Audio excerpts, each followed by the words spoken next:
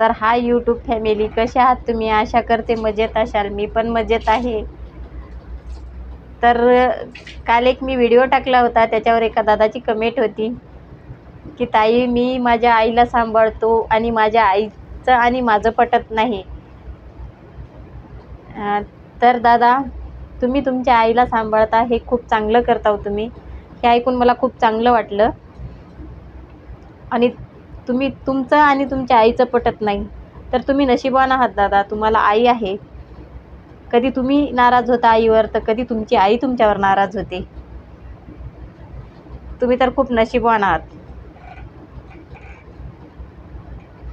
आम्ही बघा, आमचं किती कमनशिबी आहोत आम्ही. आम्हाला तर नाराज व्हायला पण आई नाही आणि आमच्या डोक्यावर हात फिरवायला पण आई नाही. आमचं दुःख सांगायला पण आई नाही.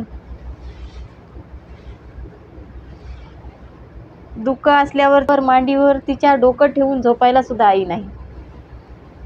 आणि खरंच सांगते तुम्हाला भावा बहिणींनो, लोक म्हणतात की मोठं झाल्यावर आई विसरते, पण खरंच सांगते, मी माझ्या आईला खूप मिस करते. माझ्या आईची मला आठवण खूप येते.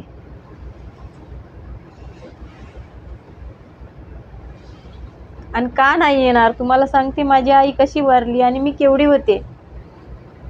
तुम्हाला वाटेल की बाबा ह्या गोष्टी ही बाई का सांगते, पण खरंच भावा बहिणीनो, माझं असं कुणीही नाही, जगात कुणी नाही म्हणलं तरी चालते की माझं दुःख ऐकून घ्यावं. मी 5 वर्षाची असताना आई वारली, तेव्हापासूनच माझ्या मनात दुःख आहे. आणि मी इकडचा तिकडचा व्हिडिओ कुठलाच घेऊन टाकत नाही. जे माझ्यासोबत झालंय तेच तुम्हाला सांगते. तर तुम्हाला काही गलत वाटलं किंवा ही काय तुम्ही घरातलं सांगता असं जर वाटत असेल, तर मला कमेंटमध्ये तसं सांगू शकता तुम्ही. तर तुम्हाला सांगते, मी 5 वर्षाची होते त्यावेळेस माझी आई वारली. कशाने वारली मी तुम्हाला नंतर सगळं सांगणार आहे. पण माझी आई हमेशा म्हणायची, मी तुम्हाला सोडून जाते, मी मरणार आहे असं म्हणायची. मला भीती राहायची की बाबा माझी आई जाईल सोडून. तर मला आठवते की माझा झगा असायचा माझ्या अंगामध्ये. त्यावेळेस काय फॅशनी कपडे वगैरे नव्हते, त्यावेळेस झगा राहायचा. 4-5 वर्षाच्या लेकराला घालायला, समजा आईच्या ब्लाऊज पीस जे येतात ना, आईला जॅम्पराच्या पीस येतात, त्याच्याच झगा शिवायची माझी आई मला लेवायला. ते मला आता आठवते, त्यावेळेस तर काही आठवत नाही. फक्त मला एवढं आठवते की माझी आई मेल्यावर माझ्या आईच्या मड्यासोबत मी रात्रभर झोपलेली आहे. कारण त्यावेळेस कळायचं नाही की आपली आई आपल्याला सोडून गेली आणि हे तिचं मड आहे, आई नाही. तर मी माझी कहाणी सांगते तुम्हाला. रोज मी झोपताना माझ्या झग्याच्या खशाची गाठ माझ्या आईच्या पदराला अशी गच्च बांधायची. मला भीती होती माझी आई मला सोडून जाईल, पण ती रोज गाठ सुटलेली राहायची. कारण माझी आई लवकर कामासाठी उठायची आणि माझ्या खशाची गाठ हळू सोडायची. तिला वाटायचं की माझं लेकरू उठल म्हणून हळू सोडून ती काम करायची. असेच दिवस गेले. पण एक दिवस शेवटचा होता. त्या पण दिवशी मी माझ्या आईच्या पदराला माझ्या जग्याची गाठ बांधली होती खशाची. पण ती गाठ शेवटची होती. त्या दिवशीचं मला आठवते. त्यावेळेस कळायचं नाही, पण आता हमेशा तो दिवस आठवतो.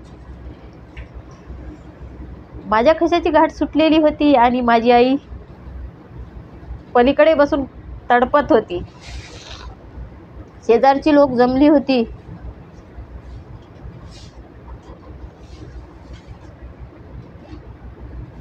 मग मी उठले आणि माझ्या आईकडे बघले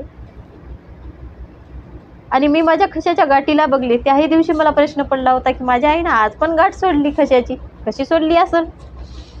पण माझी आई मात्र शेवटचं माझ्याकडं बघत होती. तिला वाटायचं की आता आपण शेवटचं आपल्या लेकराला बघतोय. पण मला कळायचं नाही की आपली आई आता मरणार आहे. मला जर कळालं असतं की माझी आई मला शेवटचं माझ्या बघत आहे, माझ्या आईचे डोळे उघडे असताना माझी आई माझ्याकडे बघताना मी माझ्या आईला गच्च मिठी मारली असती.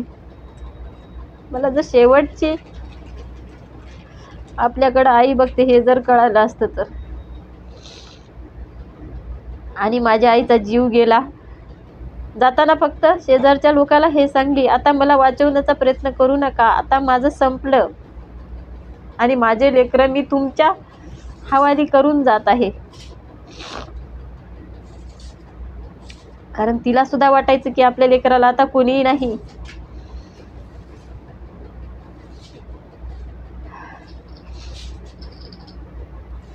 आणि माझी आई गेली मरून. माझ्या आईचं मडा असं वट्ट्यावर टाकलं आणि त्या मड्यावर एक पांघरण टाकलं. पण मला माहित नव्हतं माझी आई मेली आणि माझ्या आईचं मडा आहे. खूप छोटी होते ना. दिवसभर इकडचे तिकडचे थोडेफार सोयरे आले होते, माझ्या मामा सगळे आले. आणि काही कारणानं माझ्या आईला त्या दिवशी जाळू दिले नाही. मी समजा ते माझ्या आईची लाश त्या रात्री तशीच राहिली. माझ्यासाठी तर चांगलं होतं ना, माझी आई अजून एक दिवस माझ्याजवळ राहणार होती. आणि ते दिवस मला आठवते भावा बहिणीनं, की माझ्या आईच्या मड्याजवळ मी एक रात्र झोपले होते. पण मी आज बी खुश आहे की एक दिवस माझ्या आईजवळ मला झोपायला मिळाला होता. मला माहित नव्हतं माझी आई मेली. आईच्या अंगावर जे पांघरण टाकलं होतं ना, मला माहित आहे गोदडी टाकली होती. ते गोदडी मात्र मी माझ्या अंगावर घेऊन झोपले. कारण मी माझ्या आईला गोदडीमध्ये चिटकून झोपायची आणि त्या दिवशी पण मी चिटकून माझ्या आईच्या मड्याजवळ झोपली होती. आणि दिवसभर गावातले लोक मड्याजवळ होते, पण रात्रीला कुणीही नव्हतं. आम्ही लहान लहान बहीण भाऊ आणि एक काका होते. त्यांना पण वाटलं की बाबा शेवटचं आहे, लेकरू झोपलंय, झोपू जाऊ. कारण मला काढलं की मी रडत होते, म्हणून माझ्या काकानं झोपू दिले आणि मी शेवटचं माझ्या आईजवळ झोपले. सकाळी उठल्यावर 10-11 वाजता 11-12ला माझ्या आईला घेऊन जात होते लोक. गाडी आली आणि घेऊन जात होते. मी मात्र माझ्या आईला सोडून राहत नव्हते. म्हणून मी माझ्या आईला नेलेल्या गाडीच्या मागं लागली आणि आई मला बी येऊ दे ना तुझ्यासोबत. पण माझ्या आईचे तर गच्च डोळे झाकलेले होते कायमचे.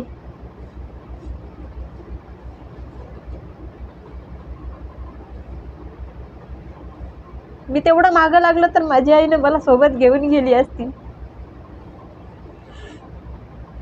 पण कशी नेणार. ती सगळं जग सोडून गेली होती.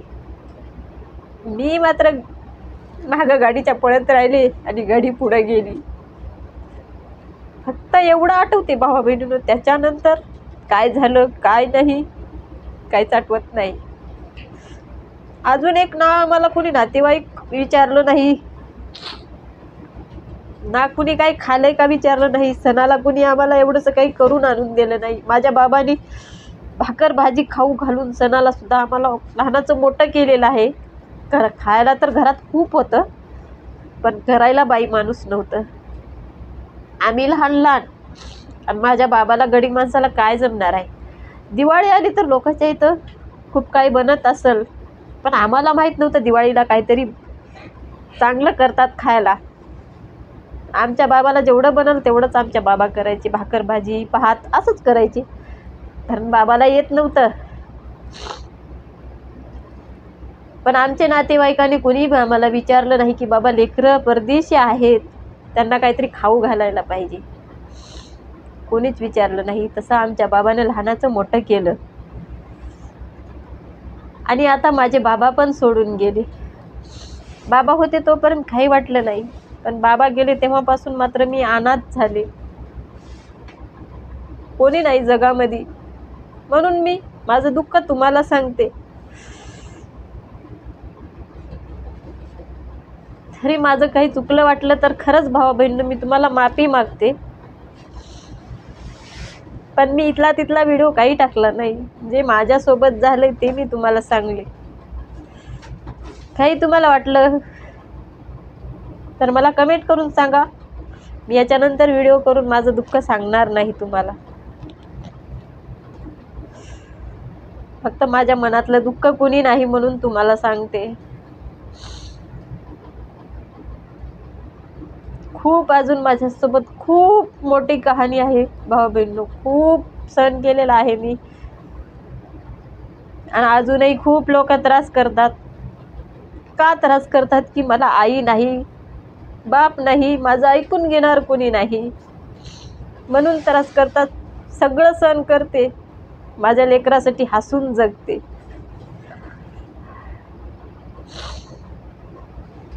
फक्त देवाने एक गोष्ट चांगली आहे माझ्या नशिबामध्ये. माझा नवरा खूप चांगला आहे. खूप म्हणजे खूप चांगला आहे. त्याच्याकडे आणि लेकराकडे बघून जगते. दुसरं कुणी नाही भावा बहिणींनो. पण खूप लोक त्रास करणारे मात्र खूप आहेत. चुकलं तर काही माफ करा.